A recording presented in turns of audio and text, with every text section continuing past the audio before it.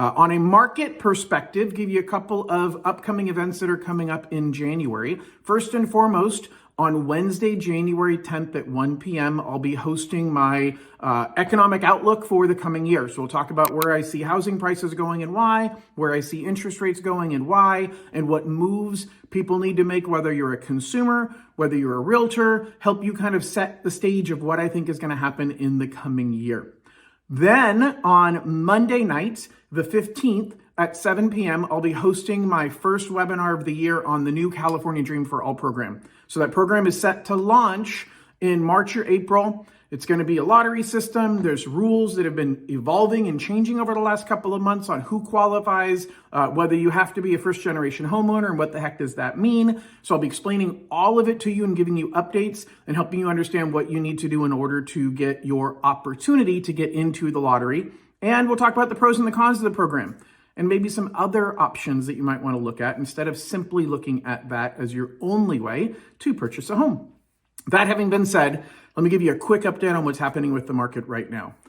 It's actually been moving in our favor almost the entire month. So I've been telling you for the last few weeks, we've seen inflation come down. The Fed finally agreed, you know what, we're done raising interest rates and we're going to talk about dropping interest rates in 2024.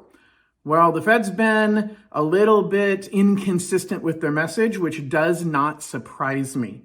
The problem is that the Fed doesn't want us to get ahead of ourselves, like we've been saying all along. They don't want us to predict what they're going to do, although they really can't do anything without telling us what they're doing. So it creates quite a predicament when we try and predict what they're going to do. Simple answer is inflation continues to drop. This morning was another inflation report that compares, there's like 3 or 4 different inflation reports every month that compare different statistics.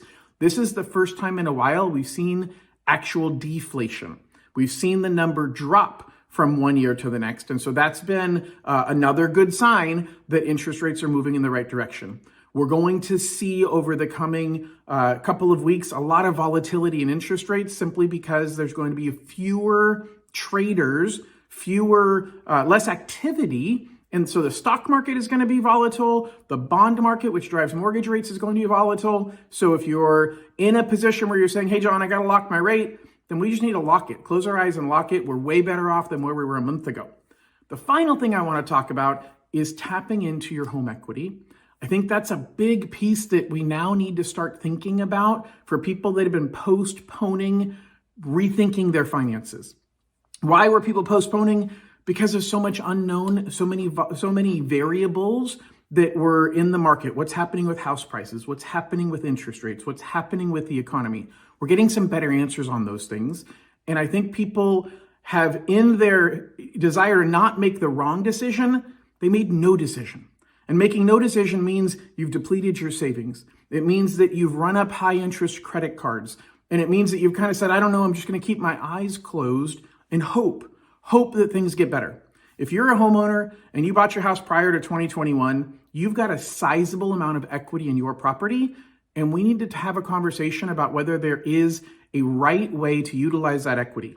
Maybe you're in a position where your family has outgrown the house that you're in, or you just don't want to wait until that house goes up for sale before you fix it up and make it the house you wish it really was.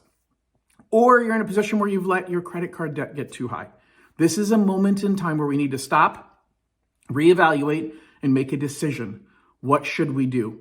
The truth is you're probably a year or two away from refinancing your first mortgage. And you gotta be really careful because the vultures are already out there. They're out there saying, rates have fallen, you should refinance. Most people shouldn't refinance right now because rates are poised to go even lower. And I'll be talking about that on January 10th. So if rates are going to go lower and you refinance now, but you spent money in fees to refinance, and then you refinance again in a year, you're just doubling your cost. So we got to have a strategy call and figure out what our options are. So I put 2 links down below. One of them is going to be about pulling out equity in your home and me talking through a little bit of strategy. And once you view that video in that link, then you can schedule a call with me. There's a link embedded in there to schedule a phone call. Otherwise, there's another link down below that's talking about a program that I've been referencing for the last couple of weeks, and that is our new bridge loan. The new bridge loan is absolutely amazing, and I go into real details about how it works. So if you want to learn more about that bridge loan, click that link down below in the description as well. I look forward to taking great care of you into the coming new year. If you have any questions about anything, or if you know anybody who's looking to get great advice about strategy when it comes to buying, refinancing, selling, reach out. I'd love the opportunity to help you and to help them. Thanks again. Have a great year, and we'll talk to you soon. Bye-bye.